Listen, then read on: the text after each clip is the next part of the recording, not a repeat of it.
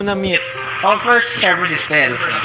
Una ko po siya na-meet, talagang inidol ako na po siya. K-pop cover na yun. Opo, K-pop cover po. Tapos hindi pa po ako nagpa-perform masyado. Parang hip-hop lang po, gano'n. Sobrang bait po ni Stel sa akin noon. Kuya pa po tawag sa akin. May respeto pa po si Stel sa akin noon. Time na yan, ha? May respeto pa po. Pero ngayon, wala ka. Hindi joke. Ganun pa rin naman po. Sobrang nagalingan po talaga sa grupo nila. Na-inspire po ako hanggang sa, yun nga po, naging ka-grupo ko din po sila. Hanggang ngayon naman po talagang yung first impression ko po sa kanya na magaling po talaga ay mabait. Ganun pa rin naman po. Minsan na nangaaway, pero wala naman po. Joke lang. Tapos si Ken, siya po, yung first impression ko sa kanya, yung parang super passionate po na tao. Sabi, kasi po, kinausap niya po ako eh. Sabi niya sa akin, Idol Josh, gano'n po tawag sa akin yun, Idol Josh.